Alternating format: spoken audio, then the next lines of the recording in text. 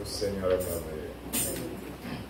Nous chantons 179, le numéro 179 dit la terre plus haute. La terre plus haute. C'est une chanson qui nous appelle à la sanctification, à la vie de sainteté. Alléluia. Amen. Tu ne peux pas. Alléluia. Amen.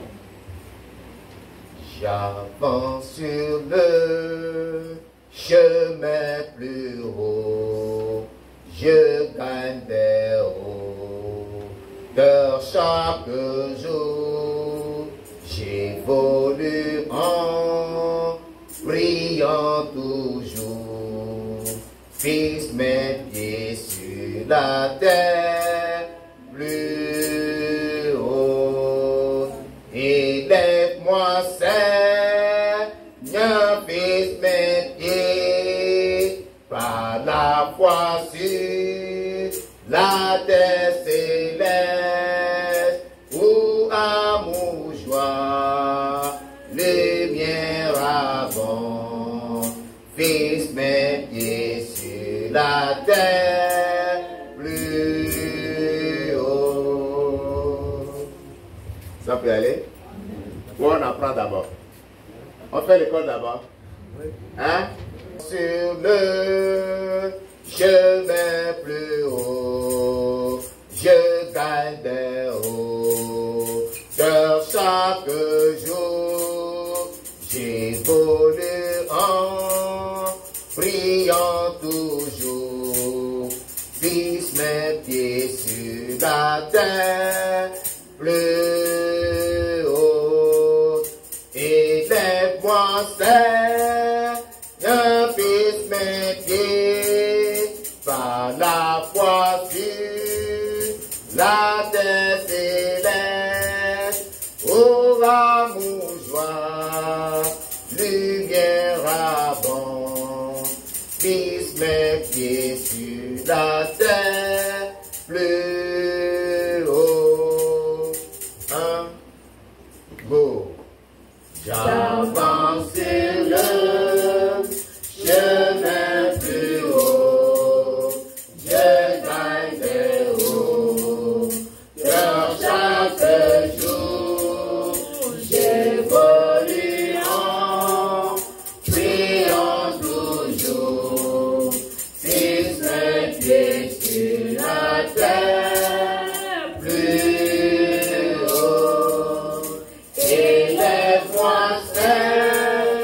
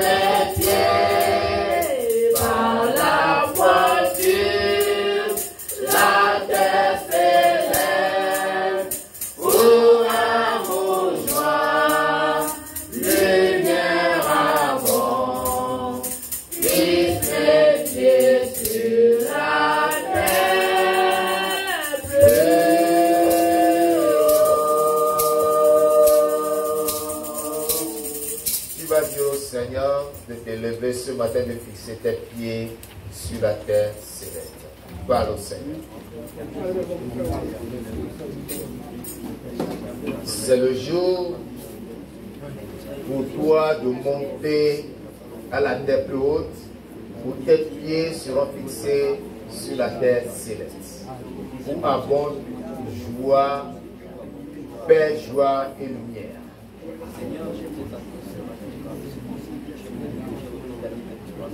Au nom de Jésus de Nazareth, nous prions. Amen. Ancien des jours, sois élevé, exalté, magnifié, adoré ce matin pour ta grâce et ton amour qui abonde dans nos vies. Alléluia te soit rendu parce que Seigneur Dieu, c'est l'occasion que tu nous offres en ce jour de venir à toi pour t'adorer. Non seulement pour t'adorer, mais pour nous laisser mouler par toi, afin que tu nous donnes la forme que tu voudras. Tu es le potier, nous sommes l'argile. Ce matin, nous sommes la paix, afin que tu fasses de nous le vase qui te plaît. C'est notre désir, c'est que chacun de nous soit un vase d'honneur, sanctifié, propre et utile à toute bonne œuvre. Merci parce que je crois que toi tu l'accompliras. C'est pour cela que je te demande, Seigneur, d'ouvrir nos entendements spirituels, de disposer nos cœurs à écouter et à comprendre ta parole et à la mettre en pratique au nom de Jésus-Christ.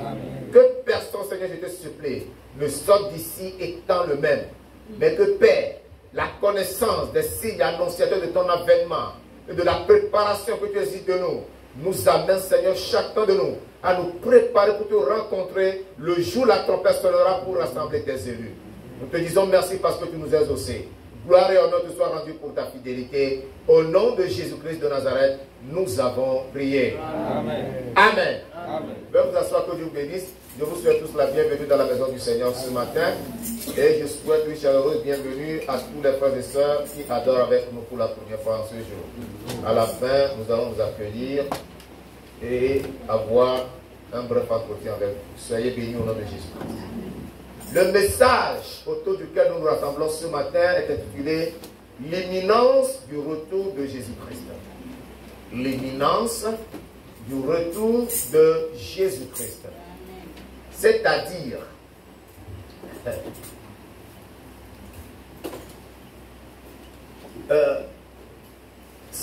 que le retour de Jésus-Christ est proche. Alléluia. Je veux expliquer ça pour que tout le monde comprenne. Parce que le mot imminence est un mot très fort dont le niveau est élevé. Alors, on parle d'imminence, du caractère de quelque chose qui est sur le point de se produire. C'est-à-dire ce qui est prêt à se manifester, à se montrer. Donc quand on parle de l'imminence du retour de Jésus-Christ, c'est pour nous dire que le retour de Jésus-Christ est imminent, c'est-à-dire le retour de Jésus-Christ est proche et qu'il va se manifester bientôt ou très bientôt. Alléluia. Donc, c'est pour dire que Jésus-Christ est déjà prêt pour revenir selon que les Écritures nous le révèlent. Le dimanche dernier, par la grâce de Dieu, nous avons parlé de savoir les temps où nous vivons. Tu dois connaître le temps dans lequel tu vis. Et je vous ai montré, à travers des signes bibliques, des signes bibliquement révélés, que nous sommes dans les derniers temps. Ce qui signifie que bientôt, Jésus-Christ reviendra et le monde prendra fin. C'est ce que je vous ai révélé le dimanche dernier par la grâce de Dieu. Amen. Ce matin, je reviens pour reprendre le même message presque, afin d'insister et de révéler le caractère imminent, très proche, très près du retour de Jésus-Christ. Très bientôt, il reviendra. Nous allons reprendre le texte de Matthieu chapitre 24, mais cette fois-ci, nous lisons uniquement le verset 3, où les disciples ont posé la question au Seigneur. Matthieu chapitre 24, le verset 3, qui dit ceci. Il s'assit sur la montagne des Oliviers. Et les disciples vinrent en particulier lui faire cette question. Dis-nous, quand cela arrivera-t-il? Et quel sera le signe de ton avènement et de la fin du monde? Alléluia. Les disciples ont posé cette question au Seigneur. Et cette question qui lui a été posée nous montre que ce qui est dit sur son retour et sur la fin du monde est vrai et que cela doit se réaliser. Mais les disciples voulaient être très prêts afin d'accueillir le Seigneur à son retour. C'est ce qui les a poussés à poser cette question. Pour nous montrer que une préparation sévère s'avère nécessaire pour attendre le retour du Seigneur Jésus-Christ. Mais avant cela, le Seigneur leur a dit quelque chose. Dans le chapitre 23 de Matthieu, au verset 39. Il a dit, Matthieu 23, verset 39, il a dit, « Car je vous le dis, vous ne me verrez plus désormais, jusqu'à ce que vous disiez, béni soit celui qui vient au nom du Seigneur. » Voilà la déclaration qui a poussé les disciples à poser la question en rapport avec les signes de son avènement et de la fin du monde. Qu'est-ce que cela voudra dire? Cela voudra dire que Jésus-Christ s'en irait et que plus personne ne le verrait. Mais ces disciples qui resteront attachés à lui le verront et diront en ce jour, béni soit celui qui vient au nom du Seigneur. Ce sera le mot de bienvenue qui sera adressé au Seigneur à son retour. Donc, cette déclaration du Seigneur Jésus-Christ à Jérusalem, lorsqu'il se lamentait sur Jérusalem, révèle clairement qu'il était lui-même sur le point de partir, de quitter ce monde. Alléluia. Cela prouve que Jésus-Christ était prêt maintenant à quitter ce monde. Mais, tout en rassurant ses disciples que son départ n'est pas définitif, mais qu'il reviendra vers eux. Il reviendra les chercher, selon qu'il a promis dans l'évangile de Jean, qu'il s'en allait préparer une place, parce qu'il y a plusieurs demeures dans la maison du Père. Et lorsqu'il aura fini de préparer la place pour eux, il reviendra les chercher, il reviendra les prendre, afin qu'ils soient là où il sera. Alléluia. Amen. Cette promesse nous appartient aujourd'hui. Gloire à Dieu. Donc, mettons-nous à la place des disciples qui ont posé cette question au Seigneur. Seigneur, dis-nous, quand cela arrivera-t-il? Et quel sera le signe de ton avènement et de la fin du monde? Les temps que nous vivons nous poussent à une prédication et à une seule prédication. C'est le retour de Jésus-Christ.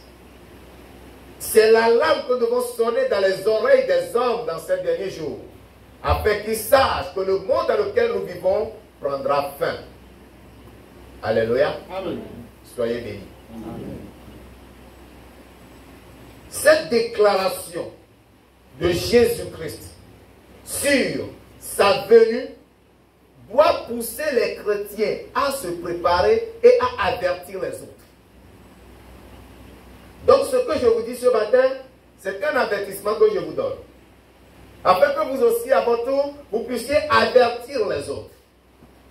Parce que quand la trompette sonnera, et que Jésus descendra, et que les saints seront enlevés à sa rencontre, il n'y aura plus de repentance. Ce sera la fin. Alléluia. Amen. Alléluia. Amen. Commenceront alors d'autres événements invivables. Mais, y a-t-il des signes? Est-ce que dans la réponse de Jésus-Christ, il a donné avec précision des signes auxquels on reconnaîtra qu'il est sur le point de revenir? La réponse est oui. Un oui certain. Un oui de conviction que Jésus-Christ reviendra bientôt et que le monde prendra fin. Matthieu chapitre 24, le verset 30. Matthieu chapitre 24, le verset 30 nous dit: alors le signe du Fils de l'homme paraîtra dans le ciel. Toutes les tribus de la terre se lamenteront et elles verront le Fils de l'homme venant sur les nuées du ciel avec puissance et une grande gloire. Qu'est-ce que je vais dire par ici? Je vais nous dire par ici que la venue de Jésus-Christ est certaine. Alléluia. Son retour est certain. Son avènement est plus que sûr. Et il y aura des signes qui nous annonceront qu'il est en train de venir. Et ces signes, nous les connaissons. Parce que nous en avons beaucoup parlé le dimanche dernier. Verset 36. Verset 36. Parce que c'est là la question que les gens se posent. Et Jésus-Christ a éclairé tout le monde par cette réponse. Au verset 36 de Matthieu 24, pour ce qui est du jour et de l'heure, personne ne le sait. Ni les anges des cieux, ni le Fils, mais le Père seul. Alléluia. Jésus-Christ est en train de nous faire comprendre que lui, il sait une chose, c'est qu'il reviendra. Alléluia. Jésus-Christ reviendra, mais lui-même qui reviendra ne connaît ni le jour, ni l'heure à laquelle il reviendra. Aucun ange n'est au courant de ce jour et de cette heure. Le Père seul, il connaît ce jour.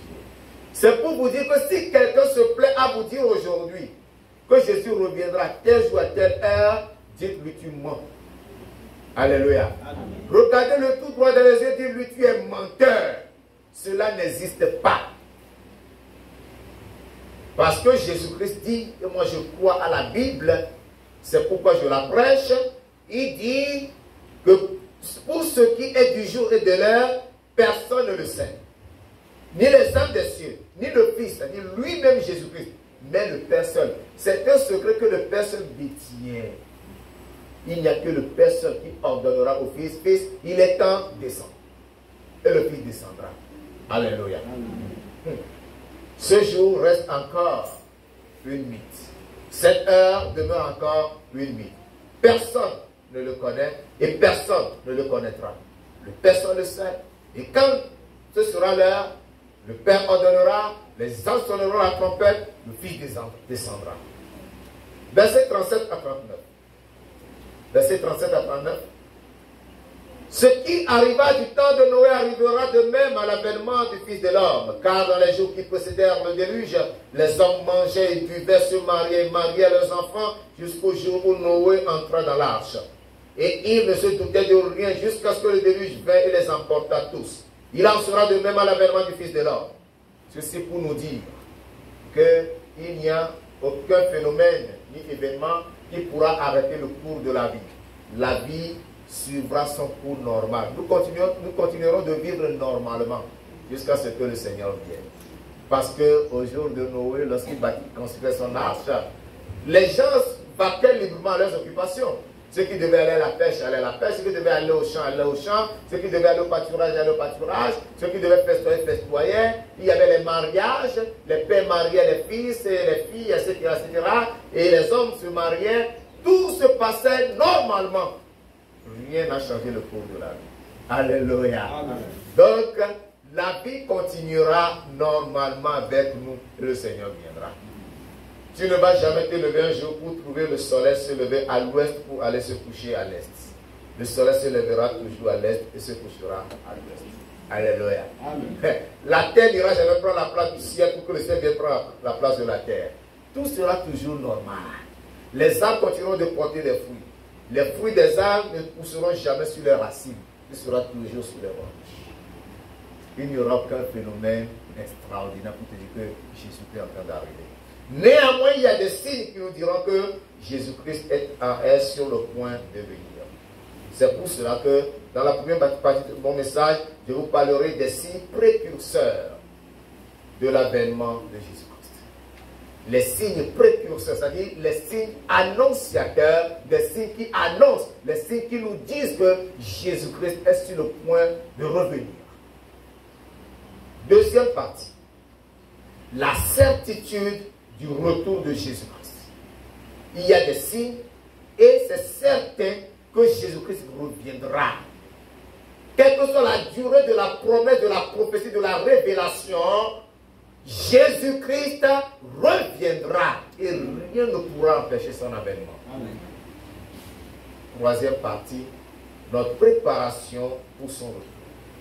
Notre préparation pour son retour. Nous avons besoin de nous préparer.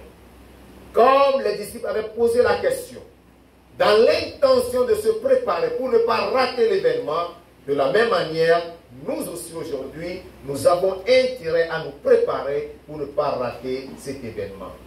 Alléluia. Je vous avertis déjà. J'ai commencé ce message, je pense qu'il était 10 heures, mais je ne sais pas quand je vais arrêter. Je crois que le Seigneur me donnera la force pour que je puisse dire tout ce que j'ai écrit. Alléluia. Amen. Je crois que le Seigneur me donnera la force. Et je dirai tout. C'est pourquoi j'aimerais vous demander de rester en place, que personne ne bouge. Même s'il y a besoin, la reste, domine ça. Écoute attentivement. Peut-être c'est la dernière occasion que tu as d'écouter un message pareil.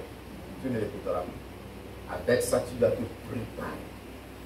Donc, ceux qui ont le téléphone allumé, éteignez les téléphones pour être concentrés. Il ne faut pas qu'un esprit mauvais vous appelle de l'extérieur pour vous distraire. Éteignez vos téléphones pour être concentrés afin de suivre le message. C'est un enseignement que je donnerai point par point. Parce que parlant de ces signes-là, j'en ai énuméré jusqu'à 14. Mais ce n'est pas tout, il y en a plein. Le Seigneur m'a aidé à énumérer 14 signes, avec des références, avec des précisions. Je vais révéler tous ces signes tout à l'heure par la grâce de Dieu. Je reviens au premier point, les signes précurseurs de l'avènement de Jésus-Christ. Je l'ai déjà expliqué, signe précurseur veut dire signe annonciateur. Les signes qui nous annoncent, qui nous disent que Jésus-Christ reviendra. Alléluia.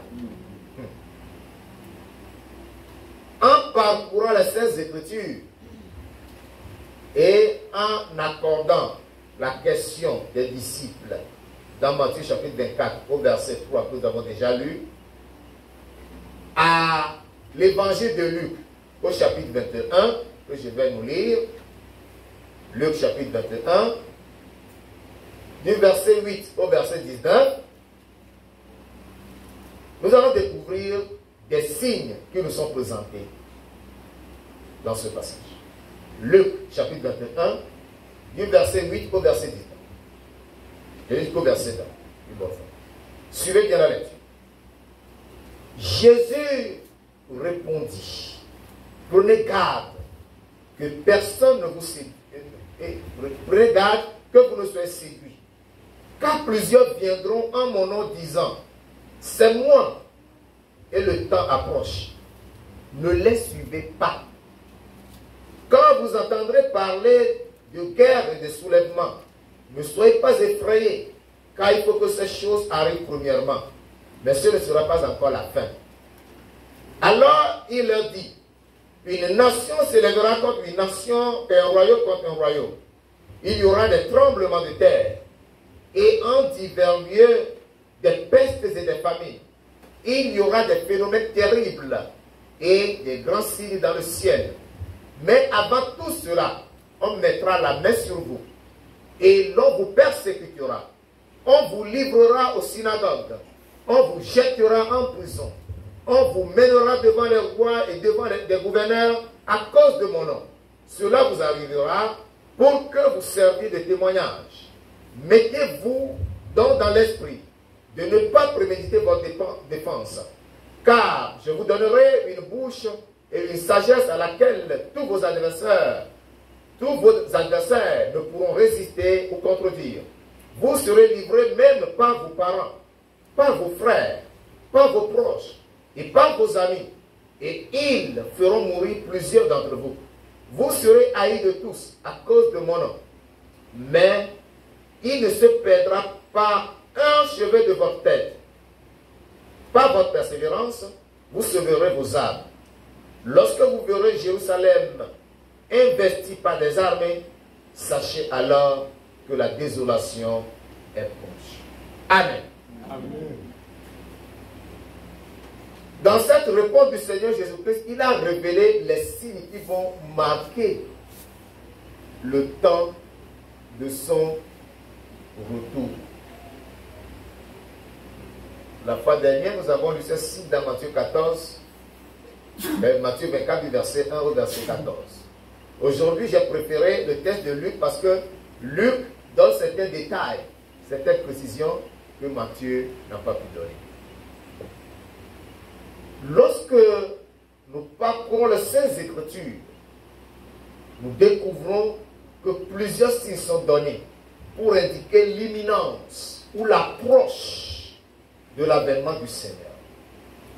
Et nous pouvons trouver quelques-uns dans ce passage. Permettez que je souligne cette partie avant de rentrer dans les détails. Il dit, car plusieurs viendront à mon nom disant, c'est moi. Et le temps approche. La Bible dit, ne le suivez pas. Il se passe beaucoup de choses dans le monde aujourd'hui. Il y a des Jésus qui se proclament un peu partout. Des messies qui se proclament, qui s'autoproclament un peu partout. Le Seigneur nous avertit. Il dit, ne les suivez pas.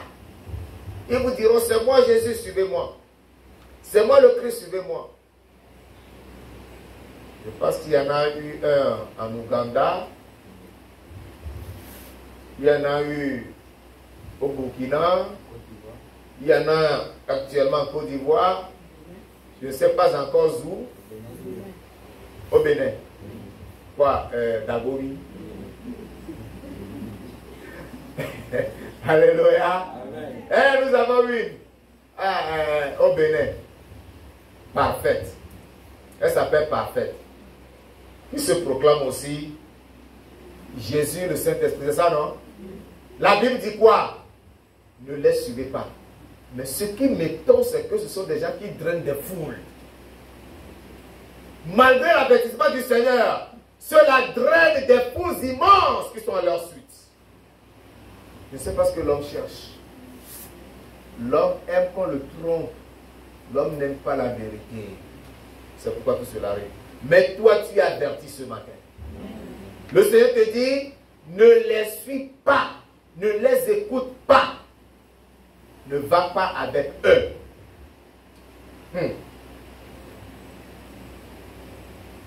Le premier signe révélé, écoutez bien, c'est l'apparition de faux Christ et de faux prophètes. Il y a une apparition à l'heure où nous sommes de beaucoup de faux Christ, comme je vous le disais tantôt, et des faux prophètes. Matthieu chapitre 24, le verset 24. Matthieu 24, le verset 24. Nous sommes avertis. Quand il s'élèvera de faux Christ et de faux prophètes, ils feront de grands prodiges et des miracles, au point de séduire, s'il était possible, même les élus. Faux Christ, faux prophètes. Ils sont là déjà.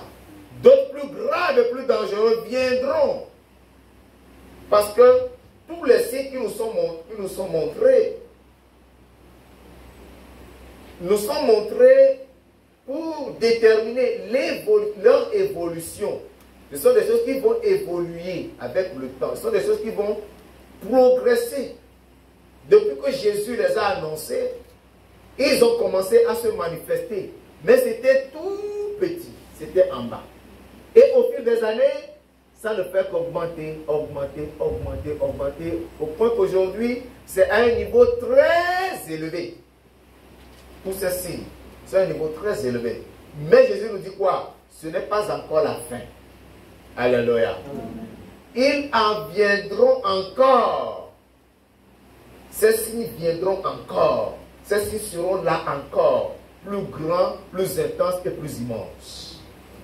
Nous ne devons pas perdre courage. Nous devons persévérer. Le deuxième signe, c'est qu'il y aura des guerres. Depuis que Jésus-Christ a annoncé ces signes, il y a eu des guerres. Des guerres entre les royaumes. Des guerres entre des nations. Et des guerres, comme je le disais la fois dernière, des guerres entre des blocs. Des pays qui s'unissent derrière un pays. Contre d'autres pays qui s'unissent derrière un autre pays. Nous avons connu des guerres dans nos pays africains. À l'intérieur même des pays. Ce qu'on appelle des guerres civiles. Nous avons passé la Première Guerre mondiale. Aucun de mes parents ne vivait. La Deuxième Guerre mondiale, mes parents étaient déjà là. Mais moi, je n'étais pas encore là. Alléluia. Amen. On nous annonce une troisième. Ça n'aura pas lieu. Dieu seul le sait. Mais ce que je sais, c'est qu'il y aura des guerres. Il y aura encore des guerres. Des guerres plus meurtrières, plus atroces que celles qui sont déjà passées. Il y aura des guerres. Et ça, Luc nous le dit dans le chapitre 21, au verset 9 et au verset 10. Je ne vais pas lire parce que nous venons de lire ça. Le verset 9 nous parle des soulèvements. Et ça, c'est le troisième signe. Et je précise bien, des soulèvements populaires. Des populations vont se soulever contre les autorités, contre les gouvernements. Parce qu'ils ne seront pas d'accord avec les gouvernements, avec ce que décident les autorités. Ça peut être sur le plan local ou sur le plan national. Et cela se passe. Nos différents pays en Afrique ont connu des soulèvements et connaîtront encore des soulèvements. Actuellement, il y a un soulèvement au niveau national en France contre les réformes de la retraite. Et il y aura toujours. Et en Afrique, nous avons de bons soulèvements. Après les élections, on se soulève. Après quelques temps, on s'assoit. Alléluia. Il y aura des soulèvements. Il y en aura encore. Parce que plus on s'approche du temps, plus tous ces gouvernements qu'on appelle gouvernements démocrates ou démocratiques là deviendront des dictatures plus dures. Les populations se soulèveront, mais on ne les écoutera pas. On va les amener à la l'abattoir. C'est ça la réalité qui nous attend. Toi, chrétien, tu es averti, prépare ton cœur, prépare ta conscience, prépare ton esprit à vivre ces événements. Il y aura des décisions qui seront prises, avec lesquelles tu ne seras pas d'accord, mais tu auras besoin seulement de la grâce pour pouvoir vivre cela. Sans la grâce, tu pourrais te donner la mort. C'est ça qui va pousser ce soulèvement, mais personne ne les entendra. Il faut que vous le sachiez. Quatrième signe, c'est qu'il y aura des catastrophes naturelles. On nous a parlé des tremblements de terre. On nous a parlé des signes qui vont se produire dans le ciel. Lorsqu'on parle de catastrophes naturelles, il y a les tremblements de terre, il y a des éruptions volcaniques, c'est-à-dire que les volcans vont se réveiller pour cracher de grands feux, pour détruire l'environnement, pour détruire les habitats, pour détruire les humains. Beaucoup de volcans vont se réveiller. Et nous sommes au courant du tremblement de terre qui s'est produit cette semaine en Syrie et en Turquie, avec beaucoup de morts, avec beaucoup de destruction. Le tremblement de terre. Mais le Seigneur dit que tout cela n'est que le commencement des guerres. Ce n'est pas encore la fin. La fin encore loin. Nous allons connaître des inondations. Il y aura des inondations. Il y aura des éboulements ou des glissements de terrain. Il y aura des sécheresses terribles. Il y aura des signes cosmiques, des signes qui vont se produire dans le soleil, dans la lune, dans le ciel. Il y aura des signes bizarres. Et certains de ces signes apparaissent, les gens les voient. Cinquième signe que nous approchons de la venue de Jésus-Christ, c'est l'apparition des maladies. Luc dit des pestes. Il y aura des pestes. Il y aura des maladies bizarres qui n'ont jamais existé. Ces maladies vont se réveiller. Ces maladies viendront. Quand nous étions surpris en décembre 2019 et en 2020 par la COVID-19. Il y en aura encore. Pire que ça. Des maladies bizarres. On parlait de la grippe, on parlait de la peste, on parlait de la grippe aviaire, on parlait d'Ebola, on parlait de chikungunya, on parlait de la fièvre aphteuse, on parlait de beaucoup de choses. Il y en aura encore. Et les scientifiques sont là pour leur donner des noms. Je me demande s'ils trouvent les noms avant qu'elles ne viennent ou bien c'est lorsqu'elles viennent qu'ils trouvent les noms. Je ne sais pas comment ça se passe. Mais chaque fois qu'il y a quelque chose, on trouve le nom. Hein? Comme nous apprenons qu'en Guinée équatoriale, il y a une fièvre hémorragique mortelle là. Bientôt, on va trouver le nom à ça. Si ce n'est pas Ebola, ça sera quelque chose. Ils sont là pour trouver les noms. Mais le Seigneur nous a averti qu'il y aura des maladies bizarres, il y aura des pestes. Des maladies qu'on ne pourra même pas guérir. Et vous savez, J'ai appris que dans l'Antarctique, dans les glaciers, au pôle nord là-bas, là où il fait beaucoup frais, il y a des glaciers depuis des années. Ces glaciers qui ne fondent jamais. Mais ces glaciers sont en train de fondre, de devenir de l'eau. Et il est dit qu'il y en a un. Lorsque ce glacier sera complètement fondu, il y aura des virus qui vont sortir, des virus mortels qui vont s'attaquer aux hommes pour provoquer des maladies mortelles. Donc ce qui voudra dire que de graves maladies attendent encore. Tu es averti, bien aimé. Sixième, c'est ça? Sixième signe, c'est qu'il y aura des famines. La famine. On a parlé des famines. Et il y en a déjà. La famine existe déjà. La cherté de la vie, comme je l'expliquais la fois dernière, la vie deviendra chère. Ça, ce que nous vivons aujourd'hui et que nous crions là, c'est encore rien. Il viendra encore pire que ça. La cherté de la vie va causer quoi? La famine. Quand il y a des catastrophes naturelles, quand il y a la sécheresse, il n'y a pas de pluie. Pour que le paysan puisse cultiver, donc il n'y a pas de récolte, il n'y a pas de nourriture. Les récoltes de la saison dernière ne pourront pas suffire pour la saison présente. Les gens vont mourir de faim. La nourriture sera rare. Quand il y aura l'inondation, lorsque les plantations seront inondées, il n'y aura pas de nourriture. Lorsqu'il y aura le tremblement de terre, les plantations seront englouties. Il n'y aura pas de nourriture. Lorsqu'il y aura des éruptions volcaniques, les plantations seront consumées. Il n'y aura pas de nourriture. Il y aura des famines en divers lieux. Même l'eau à boire là, on va chercher ça avec la torche. Comme certains pays. C'est pour cela que les Blancs là-bas, ils pensent déjà à dessaliner l'eau de la mer. À puiser l'eau de la mer et à enlever le sel afin de la rendre vivable. Ils pensent à tout cela. Ils connaissent la réalité.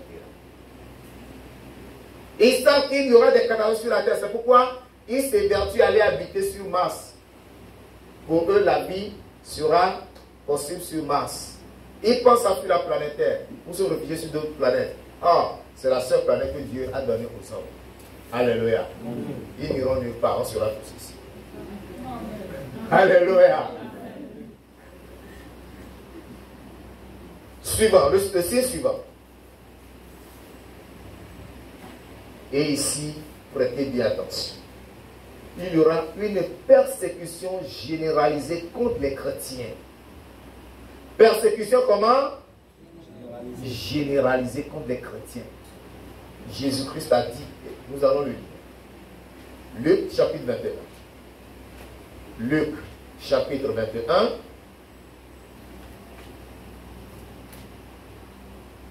Versets 12, 13, 16 et 17.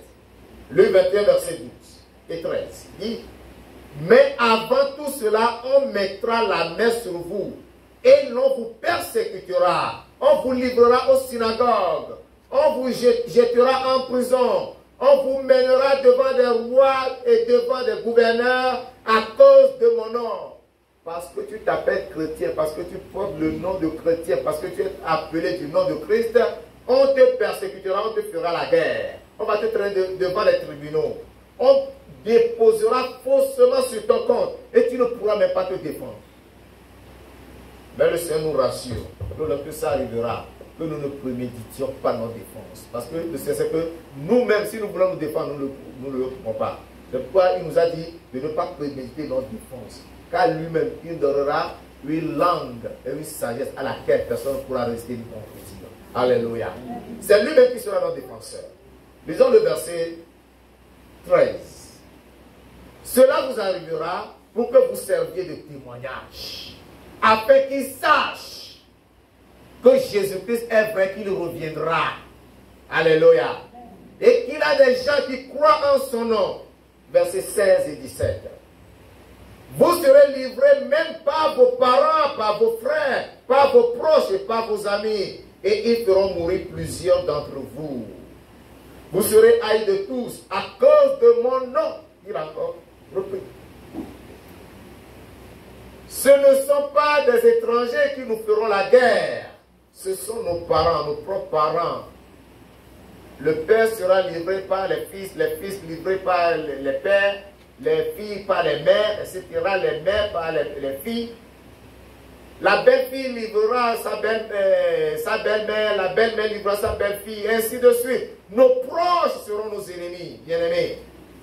Retiens ça. Si Dieu t'accorde la vie, de demeurer sur cette terre jusqu'à cette époque, c'est ça qui va t'arriver. Ce qui doit dire que tu ne dois plus avoir confiance en tes parents. Ta confiance va tomber dans l'eau. C'est lui qui dira, il est là. Il nous dira tous les jours avec son Jésus là. Tous les jours. Hein? Il faut se dépouiller, il faut se dépouiller. Tous les jours. Et elle nous dérange. Allez attraper-le, amenez-la. On veut la paix ici. Toujours il est là, avec son Jésus. Elle s'enferme, dit qu'elle jeûne, elle prie. Amenez-la. Ce sont vos parents qui vous diront, quand il est là, arrêtez-le. Ça a déjà commencé. Mais c'est comme un petit feu. Ça deviendra un grand feu. Alléluia. Amen. Mais le Seigneur sera avec nous pour nous délivrer lorsque ces choses arriveront. Alléluia. Amen. Il sera avec nous pour nous délivrer. C'est pourquoi il nous dit dans le verset 14 et le verset 15. Mettez-vous dans l'esprit de ne pas préméditer votre défense, car je vous donnerai une bouche et une sagesse à laquelle tous vos adversaires ne pourront résister ou contredire. Tu ne dis pas Amen. Amen. Bon, peut-être tu partiras avant que ce temps arrive, c'est pourquoi tu ne dis pas Amen. Mais moi je dis Amen, pour que même si je pars avant ce temps, mes enfants puissent en jouir. C'est pourquoi moi je dis fort Amen. Amen. Alléluia. Amen. Ne préméditez pas votre défense. Lui-même donnera une bouche et une sagesse à laquelle tous nos adversaires ne pourront résister ou contredire. C'est-à-dire que c'est lui-même qui parlera à travers nous. Ce n'est pas nous qui parlerons. Amen. Alléluia. Amen. Et ils seront dans la confusion totale. Amen. Le signe suivant. Vous-même numérotez là-bas. Il y aura une apostasie généralisée. Une apostasie généralisée, c'est-à-dire un abandon de la foi généralisée. C'est-à-dire les croyants, les chrétiens en grand nombre vont abandonner la foi. Ils vont retourner aux choses anciennes qu'ils ont vomi, qu'ils ont abandonnées. Ils vont renier Jésus. Ils vont retourner dans les fausses religions. D'autres suivant les faux prophètes. Donc il y aura une apostasie généralisée. Matthieu chapitre 24, le verset 14. Nous lisons encore. Matthieu 24. Le verset 14 qui dit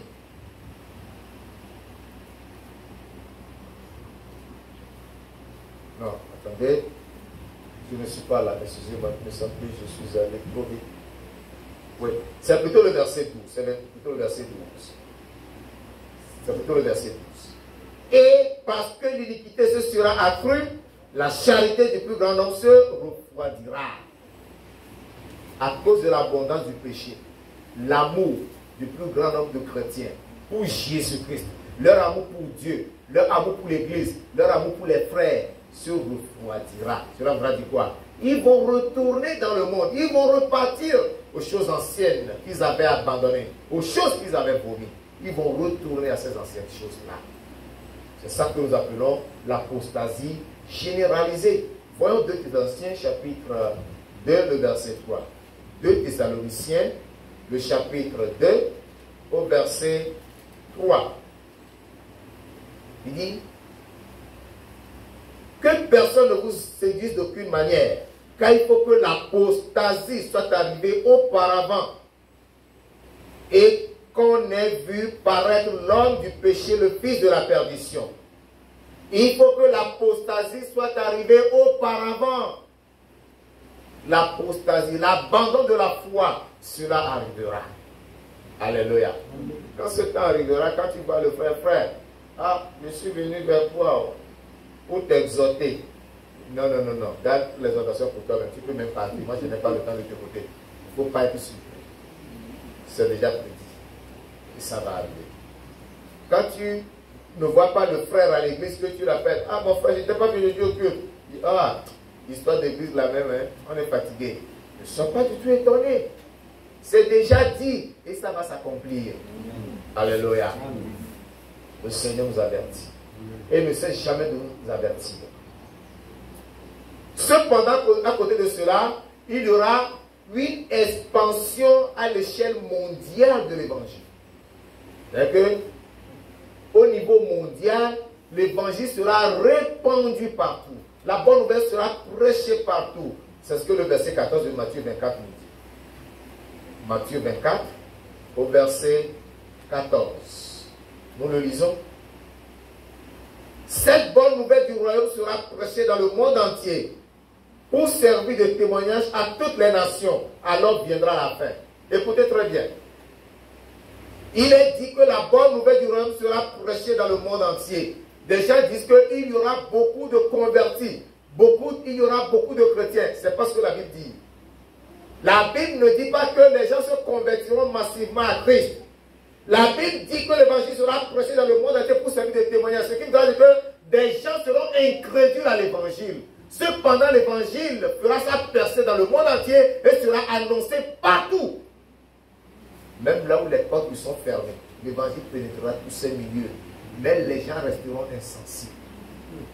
C'est ce que la parole de Dieu nous dit. Pour leur servir de témoignage. On ne doit pas dire pour qu'ils croient l'évangile, mais cela leur servira de témoignage. Comme toi et moi, nous sortons aujourd'hui évangéliser, les gens nous écoutent, mais ils se montrent indifférents de ce que nous leur disons. C'est ça. On leur sert de témoignage. Ce que nous leur prêchons, on leur sert de témoignage, afin qu'ils sachent que cette parole leur a été déjà annoncée. Mais à cause de leur incrédulité, ils sont partis à la perdition. Alléluia. C'est pourquoi je voudrais t'encourager. Si tu évangélises que les gens ne reçoivent pas ta parole, ne sois pas frustré, ne sois pas découragé. Ils peuvent se moquer de toi, ils peuvent t'insulter. C'est écrit, cela doit arriver, c'est pourquoi cela arrive. Alléluia. Amen. Le Seigneur est merveilleux. Amen. Il nous a avertis. L'évangile sera prêché partout, mais il y aura le rejet. Le signe suivant, c'est qu'il y aura de l'indifférence des hommes à l'égard de l'évangile et de son rejet. J'ai déjà anticipé. L'indifférence des hommes à l'égard de l'évangile et de son rejet. Et son rejet. C'est-à-dire que les gens seront indifférents vis-à-vis de la parole de Dieu et ils vont rejeter cette bonne nouvelle. Matthieu 24, verset 37 à 39. Comme Jérusalem. Matthieu 24, 37 à 39. Ce qui arriva du temps de Noé arrivera de même à l'avènement du Fils de l'homme. Car dans les jours qui précédèrent le déluge, les hommes mangeaient et buvaient, se mariaient et mariaient leurs enfants jusqu'au jour où Noé entra dans l'arche. Et ils ne se doutaient de rien jusqu'à ce que le déluge vint et les emporta tous. Et il en sera de même à l'avènement du Fils de l'homme. Qu'est-ce que nous voyons là-bas? L'indifférence des hommes à l'égard de la parole. Les hommes vont rejeter cette bonne nouvelle. Ils ne croiront pas. Dis-leur que c'est fini là, ce sera très bientôt. Jésus reviendra. Vous tous qui ne serez pas repentis, vous serez condamnés, vous allez séjourner tellement en enfer. Ils diront, ça m'est égal. Où est le problème? Est-ce que je serai sûr d'aller là-bas? Et les gens disent que la mort en masse là, c'est très doux, c'est bon, c'est la bonne mort. Quand vous irez tous en masse, on n'ira pas en masse. Chacun ira pour soi. Chacun ira pour soi. Chacun parlera pour soi. C'est pourquoi toi qui m'écoutes, comprends et garde. Amen. Alléluia. L'autre signe, le signe suivant, c'est qu'il y aura une dégradation sans pareil de la morale et des relations sociales. Une dégradation sans pareil de la morale et des relations sociales. C'est-à-dire que la morale, la vie que l'homme doit mener là, cette vie, la bonne conduite envers les supérieurs, envers son prochain, tous ces règles disparaîtront. Nous vivrons comme des animaux. Les gens vont vivre comme des animaux, pas nous. Parce que moi je suis averti, j'appartiens à Christ. Amen. Mais eux, ils vivront comme des animaux. Hein? Il y a dans des états aujourd'hui où lorsque vous allez là où le désir sexuel vous prend, vous vous arrêtez là, vous donnez satisfaction et vous continuez votre chemin. Ça s'appelle quoi? La dégradation de la morale. Il n'y a plus de respect pour les règles morales. L'intimité de l'homme est exposée. Et vous voyez ça. Les femmes, je vais encore vous parler du roman ce matin. Quand vous vous habillez de façon à exposer les parties intimes de votre corps, vous ne savez pas que c'est une dégradation de la morale. Cette partie qui est cachée, pourquoi Dieu l'a mis sous le vêtement? Pourquoi Dieu a permis que ce soit sous le vêtement? Vous pensez que c'est en vain que lorsque Adam et Ève ont péché dans le jardin d'Éden, Dieu est parti prendre un animal innocent, l'égorger, enlever sa peau pour leur en faire des vêtements? C'est pour vous dire que vous devez vous habiller pour bien couvrir vos corps. Ils n'ont porté des choses moulantes pour montrer la forme de vos corps. On n'a pas besoin de regarder la forme de vos cuisses, de vos poitrines, de vos bras quand nous marchons dans les rues. On n'a pas besoin de ça. Avec ces pantalons, avec ces robes, ces mini provocants, on n'en a pas besoin. C'est la dégradation de la morale. Donc, toi, chrétien, tu dois sortir de ce genre d'habillement. Alléluia. Amen. Lisons 2 Timothée chapitre 3. Pour confirmer cette dégradation de la morale et des relations sociales. 2 Timothée chapitre 3, verset 1 à 6. 2 Timothée 3, verset 1 à 6. Sache que dans les derniers jours, il y aura des temps difficiles, car les hommes seront égoïstes. C'est la dégradation de la morale. Car les hommes viendront à chercher leur intérêt personnel. On ne se soucie plus de l'autre. L'autre peut mourir, ce n'est pas mon problème. Moi, il faut que je trouve à manger. Il faut que moi je gagne. Il faut que moi je parvienne. L'autre peut mourir, ce n'est pas un problème. L'égoïsme. Et ça se voit déjà dans ce monde. Si les gens ne sont pas égoïstes, pourquoi ils vont attraper des bébés, les sacrifier pour se donner des pouvoirs, pour se donner de la puissance, pour parvenir à leur fin? Ce n'est pas de l'égoïsme. Tu prends ton prochain, tu l'égorges comme on égorgerait un poulet. Ce n'est pas de l'égoïsme. Voyez tout ça. Car les hommes seront égoïstes, amis de l'argent. Ça va avec l'amour de l'argent. Il y en a aujourd'hui, ils ne giclent pas l'argent. Ils rêvent l'argent. Quand ils dorment là, leur rêve c'est l'argent. Même dans l'église, quand on dit Alléluia, au lieu de répondre à Amen, ils disent 10 000 francs. Parce qu'ils pensent à l'argent. Il est là, on prêche, il écoute, mais il ne suit pas. Il fait ses calculs. 10 000 plus 100, vous avez 10 francs. Et c'est arrivé. Alléluia, 10 000 francs. Que le Seigneur nous en délivre. Je continue. Fanfaron, la fanfaronnade. Se fait voir. Hautain, l'orgueil. Blasphémateur, mal parler de Dieu, de sa parole. Des serviteurs de Dieu. Rebelles à leurs parents. Rebelles à leurs parents. Les enfants n'ont plus de respect pour leurs parents. Et ce que nous voyons aujourd'hui, c'est peu. Ça deviendra pire. Ingrat. Tu fais du bien à quelqu'un, ne t'attends pas à un remerciement. C'est avec le coup de pied qu'il viendra te remercier. irreligieux. Dieu là, il est qui même? On n'a pas besoin de lui. Oh, moi je suis athée. Moi je ne crois pas à vos baratins là. Irreligieux. Insensible. Vous voyez, le cœur deviendra dur, l'homme sera insensible. Déloyaux, c'est-à-dire infidèle. On prend un engagement, on s'en fout, on ne respecte pas. Déloyaux, calomniateurs, parler mal des autres, les rendre noirs, caricaturer les autres, intempérants. On se laisse emporter facilement. Cruel, voilà, la cruauté. Égorger les hommes comme on égorge le poulet, comme je l'ai déjà dit. Cruel, méchant, frapper mortellement sur son prochain. Ennemi des gens de bien, ceux qui sont bien, on ne va pas les aimer. Traître, la trahison, emporter, enflé d'orgueil, aimant le plaisir plus que Dieu. C'est-à-dire les gens deviendront très sensuels. Très sensuels, sans réserve. Et on est là déjà dedans. Les gens aiment le plaisir plus que Dieu. Ils se donnent de plaisir. C'est pourquoi aujourd'hui, nous voyons, oh là là, il se passe beaucoup de choses. Il se passe beaucoup de choses. L'homme ne peut satisfaire de la femme ne peut satisfaire de l'homme.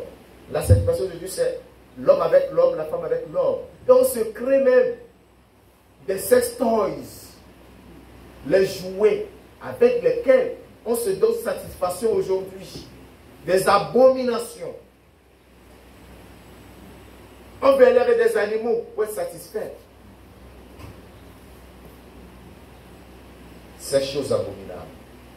Verset 5 nous dit, ayant l'apparence de la piété. Quand tu les vois, tu dis, oh, lui là, vraiment, c'est notre pire. Mais c'est faux. Il réunit ce qui en fait la force. Il réunit Dieu, il réunit le Saint-Esprit. Au lieu d'avoir le Saint-Esprit pour donner la force, d'être pieux au-dedans de lui, il appuie seulement l'apparence. Tu te confies en lui, tu ne sais pas. C'est une eau profonde dans laquelle tu veux tenter de mettre de l'eau, tu te noies. C'est ce que deviendra l'homme. Et l'homme l'est déjà. Tu vois l'homme, oh, il est doux, il est aimable, il est sympa. Oh, vraiment. Tu es en train de mettre le pied dans une eau profonde. Tu mets comme ça, le pied ne touche pas le sol. Tu te noies là. C'est ce qu'est devenu l'homme. Et ça sera pire que ça. Tu te confies à un homme, tu te noies. Le signe suivant. La montée galopante de la lasciveté. Ça voudra dire quoi? C'est-à-dire une augmentation de la sensualité, du plaisir de l'amour, du plaisir sexuel. Je l'ai déjà dit. Parce que j'ai besoin d'insister encore là-dessus. Le Seigneur dit que puisque l'iniquité se sera accrue, l'iniquité va augmenter, le péché va augmenter. Les chrétiens vont abandonner la foi. Les hommes deviendront lascifs. Ils s'adonneront au plaisir. Ils aimeront le plaisir plus que Dieu. Ils vont préférer satisfaire la chair plutôt que de satisfaire Dieu, plutôt que de plaire à Dieu. C'est crimes qui vont se commettre. Au vu aussi des hommes, ce qui se fait en secret ne se fera plus en secret, ce sera public, comme des chiens. On ne connaîtra plus la honte. Les hommes seront prêts à marcher nus dans la rue. Comme on le voit dans certains pays européens. C'est la nature. Nous sommes des naturopathes, naturalistes. Nous sommes des naturalistes. Naturalistes qui ne croient pas en Dieu. Dieu t'a créé nu, mais Dieu t'a revêtu. Parce que Dieu sait que tu as pris conscience que tu es nu. Alors tu ne dois pas marcher nu. C'est pourquoi tu as revêtu. Toi, tu te mets nu pour dire que tu es naturaliste. Des abominables.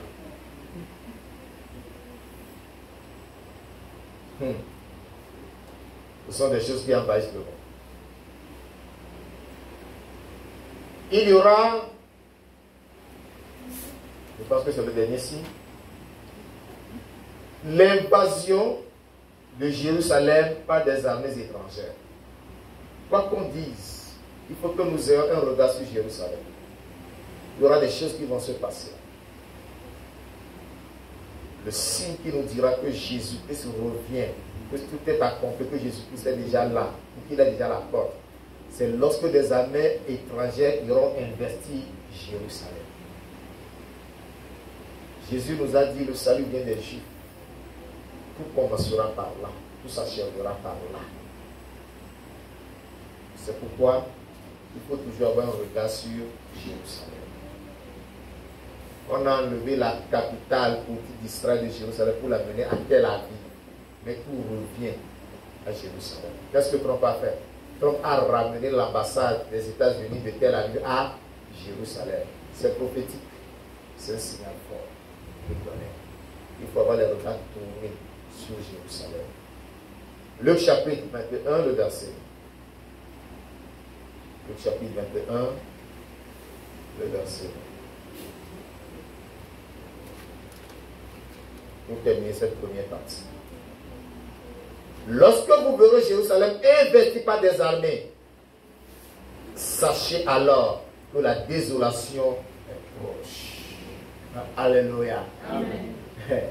Et ça, c'est une réalité importante. Cela. Là, vous avez noté jusqu'à 13, c'est ça? Si vous avez bien numéroté. Oui, c'est parce que moi, dans ma numération, j'ai fait une erreur. Je suis passé directement de 5 à 7. C'est pourquoi je me suis retrouvé avec 14, alors qu'en réalité c'est 13. Voilà. Pardon? Non. Non. Vous n'avez pas bien suivi. Le temps ne permet pas de reprendre, mais vous avez pris c'est l'essentiel. Donc, ces phénomènes que nous vivons aujourd'hui, qui sont des signes, s'intensifieront au fil des années pour nous conduire progressivement, sûrement mais lentement, vers le retour de Jésus-Christ. Et lorsque vous analysez les temps, vous allez vous rendre compte que ces choses, pour la plupart, s'accomplissent déjà. S'accomplissent, s'intensifient. Donc, toi, chrétien, tu dois être certain que l'avènement de Jésus-Christ est réel et que Jésus est déjà à la porte. C'est pourquoi nous parlons de la certitude du retour de Jésus-Christ. La certitude du Seigneur Jésus-Christ. Les disciples ont posé la question. Dis-nous, quel sera le signe de ton avènement et de la fin du monde? Cette question est la preuve que Jésus-Christ reviendra et que son retour est sûr, son retour est certain. Nous allons découvrir certaines preuves dans la parole qui nous rassurent que le retour de Jésus est certain. Premièrement, c'est que le retour de Jésus-Christ est prophétisé par les prophètes de l'Ancien Testament. Cela a été prophétisé par les prophètes de l'Ancien Testament. Vous pouvez noter pour lire Ésaïe 40, versets 10 à 11. Le temps manque pour lire. Ésaïe 40, versets 10 à 11. Vous allez lire chez vous. Ésaïe 62, versets 11 et 12. 62, versets 11 et 12. 66, versets 15 et 16. Ce n'est que quelques passages que j'ai pris comme ça. Il y en a plein de passages. Il y en a plein qui en ont parlé. Plein de prophètes qui en ont parlé. Vous pouvez noter Zacharie chapitre 9. Zacharie 9, verset 10. Zacharie 9, verset 10. Zacharie 14, verset 3 à 9. Zacharie 14, verset 3 à 9. Malachie 4, verset 2 à 3. Malachie 4, 2 à 3. Donc, cela a été prophétisé par les prophètes de l'Ancien Testament. Ça, c'est la première certitude. Deuxième certitude, c'est que l'avènement du Seigneur Jésus-Christ a été annoncé par Jésus-Christ lui-même. Alléluia. Jésus-Christ même a annoncé qu'il reviendra. Amen. Matthieu chapitre 16, versets 27 et 28. Matthieu 16, 27 et 28. 25, 31. Chapitre 25, le verset 31. chapitre 25, verset 31. Jean 14, le verset 3. Jean 14, le verset 3. Jean 14, le verset 3. Enfin, Matthieu 24, le verset 30. Matthieu 24, le verset 30. Troisième certitude, c'est que la venue de Jésus-Christ a été proclamée par les saints anges de Dieu. Alléluia. Cela a été proclamé par qui? Les saints anges de Dieu. Dans Actes chapitre 1, le verset 11. Lisons-le. Actes chapitre 1, le verset 11. Nous approchons chapitre 1, le verset 11. Pour une bonne compréhension, lisons à partir du verset 10. Et comme ils avaient les regards fixés vers le ciel pendant qu'ils s'en allaient, voici deux hommes vêtus de blanc leur apparurent et dirent: Hommes galiléens, pourquoi vous arrêtez-vous à regarder au ciel? Ce Jésus qui a été enlevé au ciel du milieu de vous reviendra de la même manière que vous l'avez vu allant au ciel. Alléluia. Amen. Ici, c'était le jour de son ascension. Il a amené les disciples sur le mont des Oliviers. Il était à discourir avec eux. Et puis, les disciples le voyaient monter, monter, monter, monter, jusqu'à disparaître dans les nuées. Et les disciples avaient les regards fixés. Ils regardaient. Alors les anges sont venus leur dire: pourquoi vous arrêtez à regarder là? Ce Jésus que vous voyez partir là, il reviendra de la même manière. Alléluia. Amen. Jésus revient. Jésus revient. Amen. Quatrième certitude. Quatrième marque qui nous donne l'assurance que Jésus reviendra. C'est que son avènement est révélé par le Saint-Esprit aux apôtres. Son retour là est révélé par le Saint-Esprit aux apôtres. Et les apôtres l'ont écrit. 1 Corinthiens 4, le verset 5. 1 Corinthiens 4, le verset 5. Corinthiens 4, verset 5. C'est pourquoi ne jugez de rien avant le temps, jusqu'à ce que vienne le Seigneur. Jusqu'à ce que vienne le Seigneur, qui mettra en lumière ce qui est caché dans les ténèbres. Jusqu'à ce que vienne le Seigneur. Le Seigneur viendra. Alléluia.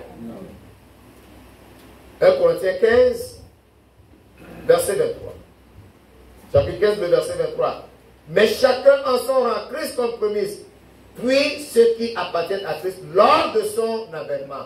Lors de l'avènement de Christ, Jésus revient. Amen. Hébreux 9, le verset 28. Hébreux 9, le verset 28.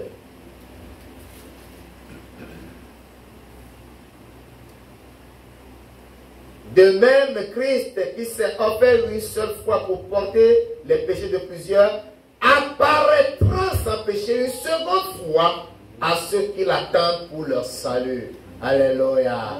Il apparaîtra la seconde fois. Il est déjà venu en tant que ce bébé qui était né dans la crèche, parmi les animaux. Il a grandi. Il a vécu parmi les hommes. Il a prêché l'évangile. Il est crucifié, il est enseveli, il est ressuscité, il est parti. Mais il reviendra pour la seconde fois. Jésus revient bientôt. Amen.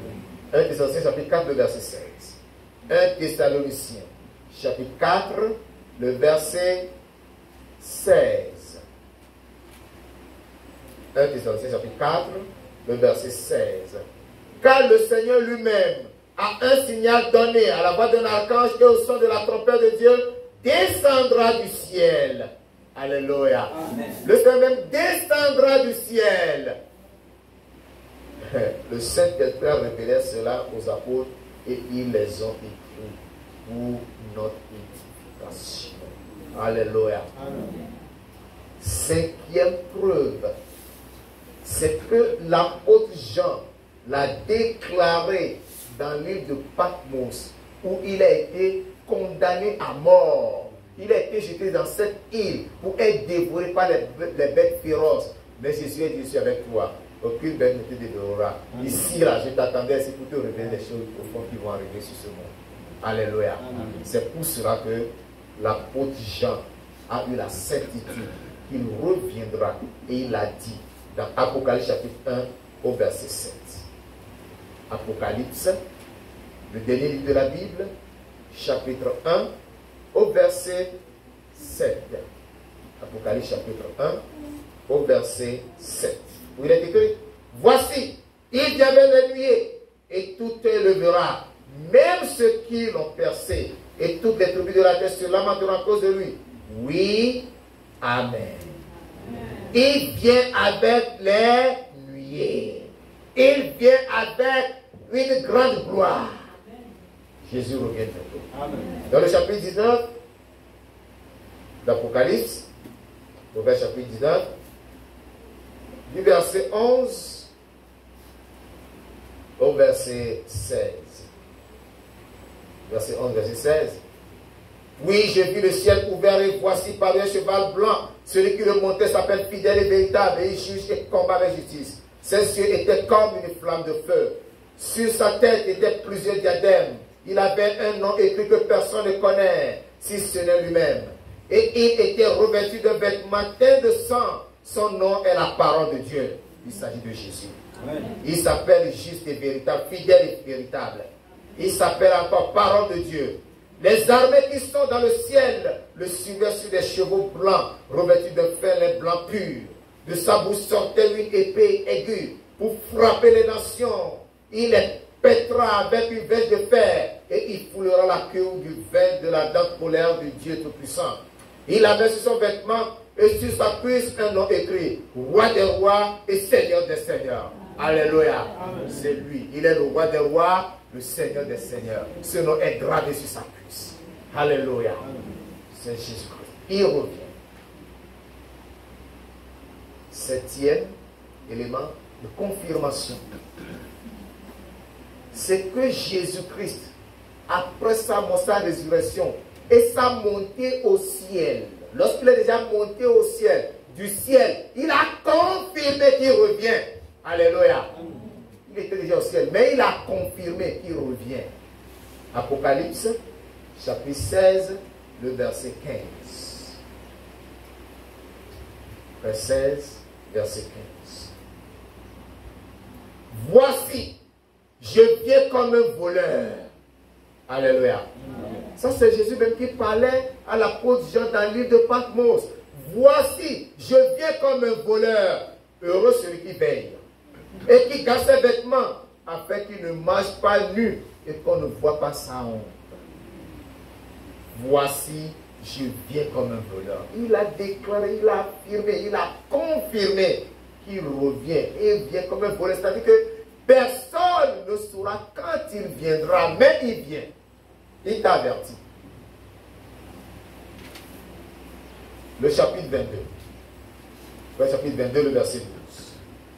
Le verset 22, le verset 12. Voici, je viens bientôt, et ma rétribution est avec moi, pour rendre à chacun selon ce qu'est son œuvre. Il dit encore, voici, je viens bientôt. Confirmation. Le verset 20. Le verset 20. Celui qui atteste ces choses dit, oui, je viens bientôt. Amen. Amen. Viens Seigneur Jésus. Amen. Alléluia.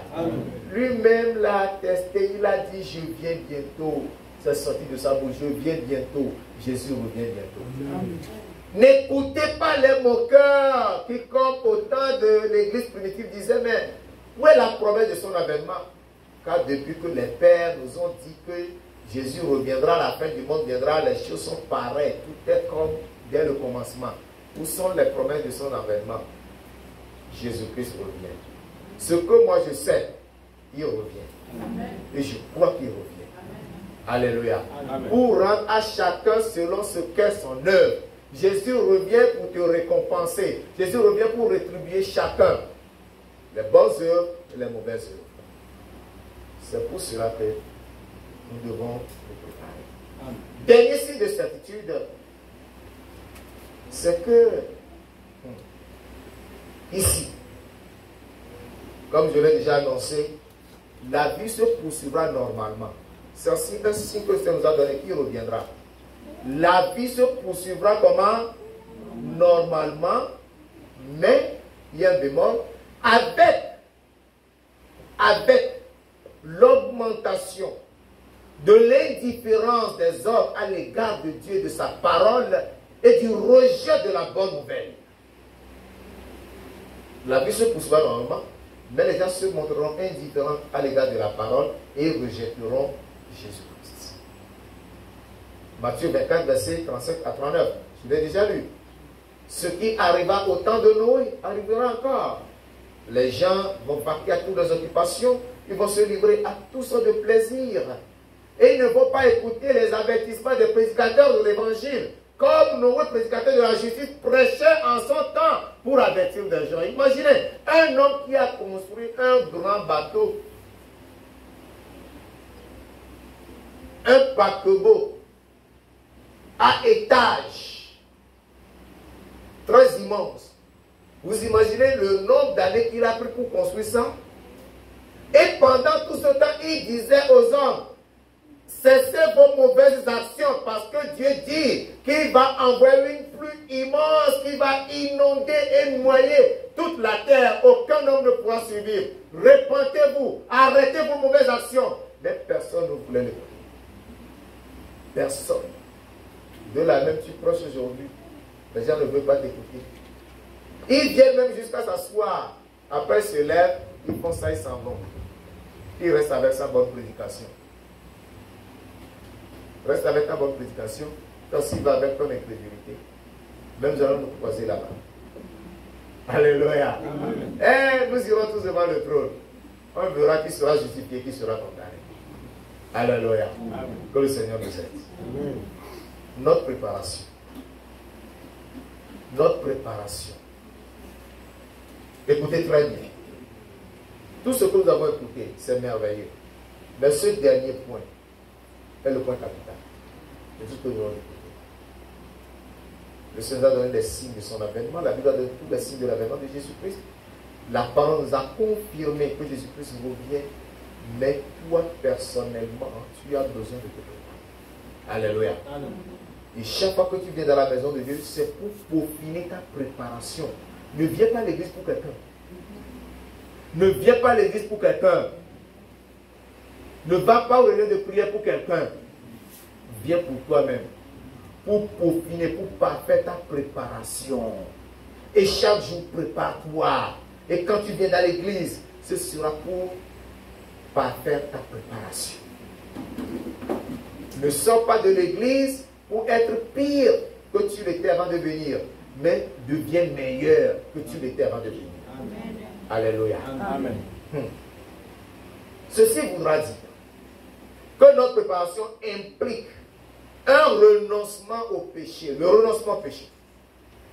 Le premier niveau de préparation, c'est le renoncement au péché, au monde et au diable. Bien-aimé, tu dois renoncer au péché, tu dois renoncer au monde, à tous ses plaisirs, et tu dois renoncer au diable absolument. Pas petit à petit, pas un peu. Mais tu dois renoncer à tout cela de façon absolue. Ne dis pas que moi je sais que je suis chrétien, mais je crois en Dieu, mais tout ce que le pasteur dit là c'est vrai, mais c'est ce péché-là qui est encore dans ma vie. Jusqu'à quand ce péché va rester dans ta vie? Jusqu'à quand le mensonge va rester dans ta vie? Jusqu'à quand la colère va demeurer? Jusqu'à quand le vin va demeurer? Jusqu'à quand la cigarette va demeurer? Jusqu'à quand tu vas garder ton copain? Tu seras avec lui, la trompette va sonner. Jusqu'à quand? Répands-toi. Renoncement au péché, au monde et au diable. Le monde avec ses habillements, le monde avec ses séductions, le monde avec ses faussetés. Renonce à tout cela. Bien-aimé, nous devons être sincères avec notre foi. Sois sincère. S'il y a quelque chose dans ta vie qui t'empêche d'être agréable à Dieu, la même chose t'empêche d'hériter la vie éternelle. Donc tu dois t'en débarrasser. Gloire à Dieu. Tu dois t'en débarrasser. Deuxième point de préparation, c'est la consécration au Seigneur. Nous devons consacrer notre vie entièrement au Seigneur. Ta vie ne doit pas être 50% pour Dieu, 50% pour le monde et pour le diable. Non. Ta vie entière appartient à Jésus-Christ. Il doit être le maître de ta vie. Il doit régner entièrement sur ton cœur. Ne dis pas, je donne une partie de mon cœur à Dieu, l'autre partie moi-même je vais gérer. Qui tu héberges là-bas, c'est l'ennemi de Dieu. C'est Satan. C'est lui qui va te conduire dans la mauvaise chose. C'est comme ça que plusieurs chrétiens sont aujourd'hui. C'est pourquoi ils souffrent. Ils se demandent, mais pourquoi? Ils se demandent pourquoi. Un évangéliste a fait une belle illustration de la partie que nous donnons, et des parties que nous donnons à Dieu dans notre cœur, de la place que nous donnons à Dieu dans nos cœurs. Il a dit, l'homme a construit sa maison. Il était seul dans la maison. Mais il n'avait pas Dieu. L'ennemi est venu. L'ennemi l'a bastonné. Il a crié à Dieu, il dit, Dieu, oh viens m'aider. Dieu est venu, il dit, bon, Dieu, comme tu es venu là, tu vas rester dans la chambre là. Dieu est resté dans une chambre. Il a fait traverser le salon. Il l'a hébergé dans une chambre. Donc Dieu reste là. Dieu est resté là. La nuit, l'ennemi est encore venu. Il a bastonné. Il a crié, mais Dieu, pourtant je t'ai invité, tu es là, et tu ne m'as pas défendu. Dieu dit, mais quand je suis venu, tu vas te rester ici. L'ennemi n'est pas venu dans ma chambre. Je ne peux rien faire. Toute la maison t'appartient. Tu m'as donné une limite, donc je reste dans ma limite. Alléluia. Il a compris, il a dit, bon, maintenant, Dieu, viens. Toute la maison là t'appartient. Prends toute la maison. Moi, je vais rester chez toi maintenant. Et quand l'ennemi est venu, Dieu s'est levé. Il a dit, aujourd'hui, là, tu n'as plus le droit. Alléluia. Ne donne pas une partie de ton cœur à Dieu. Donne-lui ton cœur tout entier. C'est ça la consécration. Qu'il dirige ta vie, qu'il règne entièrement sur ta vie. Il n'y a aucun contrôle sur ta vie. Troisième élément, c'est la prière. On dit prier sans cesse. Prier sans cesse. Il y a des chrétiens qui n'aiment pas la prière. Il y en a qui évitent la prière. Il y en a qui disent, moi je ne sais pas prier. Tu ne sais pas prier, tu restes là. Tu penses que quelqu'un est avec la prière. Tu penses que quand les frères prient là, quand moi je prie là, je suis né avec la prière. J'ai appris à prier comme tous les autres. Quand j'ai commencé là, quand je faisais mes 8 minutes là, je faisais trop. Je commençais à transpirer. Alléluia. Je commençais à transpirer parce que il faut chercher les mots là. Mais maintenant, Dieu soit loué. Et ça que je suis en train de devenir une machine à prier. Amen. Quand on appuie seulement là, c'est parti. Amen. Alléluia. Deviens-toi aussi une machine à prière au nom de Jésus. Amen. Quatrième élément. Il te faut la vigilance. Vigilance, c'est-à-dire que tu dois être éveillé. Éveillé sur ta vie. Mon frère, veille sur tes yeux, sur les choses que tu vois. Tu dois veiller sur ta vie, sur les choses que tu vois.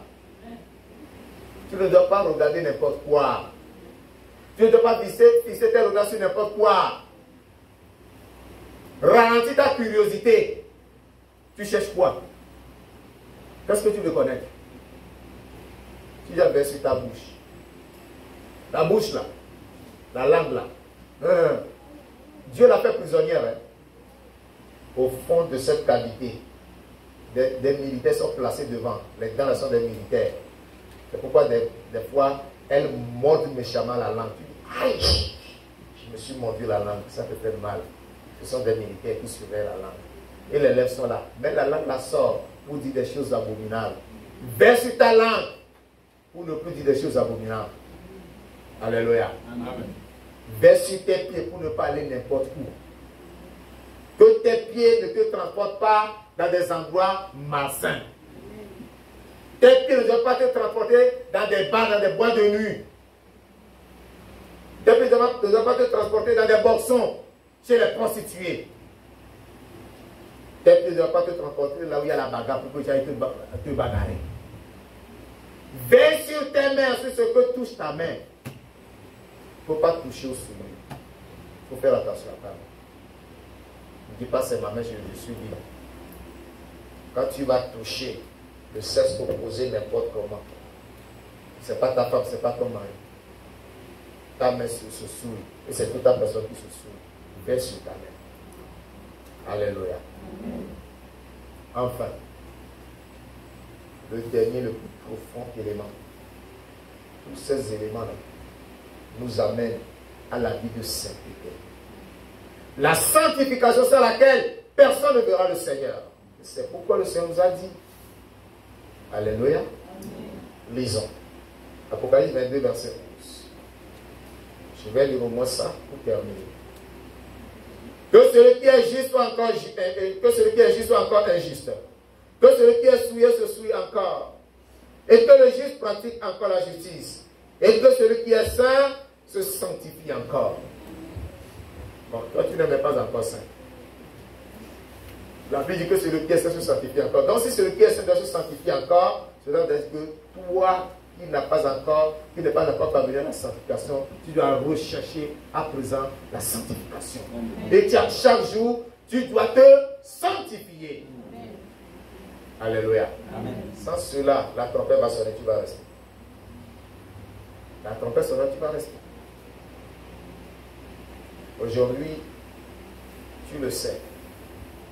Tu es averti. Tu l'as appris. Jésus revient. Et les signes sont là.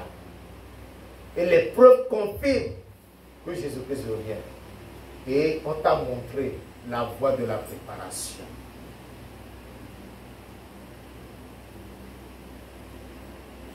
Tout ce que j'ai dit me concerne aussi.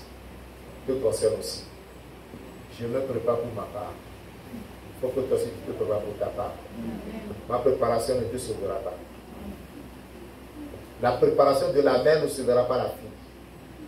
La préparation du père ne sauvera pas le fils. La préparation du fils ne sauvera pas le père.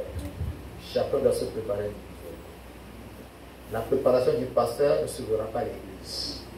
C'est la parole que je te donne. Lorsque tu la mettras en pratique, c'est pour te sauver. C'est pourquoi chacun est maintenant d'aller devant Dieu. Répand son cœur devant Dieu pour se préparer. Prends la position que tu simplement et par le Seigneur là où tu veux t'élever, lève-toi. Tu veux te mettre à genoux maintenant. Tu veux rester assis, reste assis. Mais parle à Dieu du fond de ton cœur pour tout ce que tu viens d'écouter.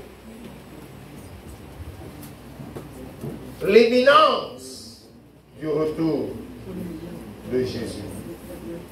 L'imminence du retour de Jésus-Christ. Jésus-Christ est sur le point d'arriver. Il est sur le point d'arriver. Son arrivée n'est plus lointaine. Son avènement n'est plus lointain.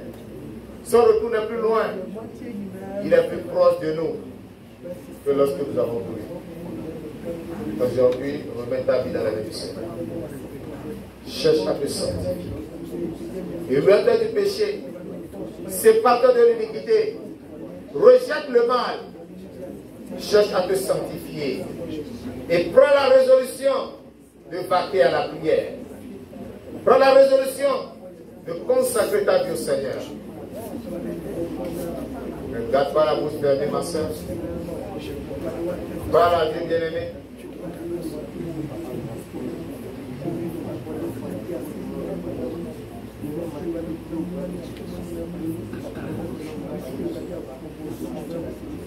Cherche à te sanctifier. Cherche à te sanctifier.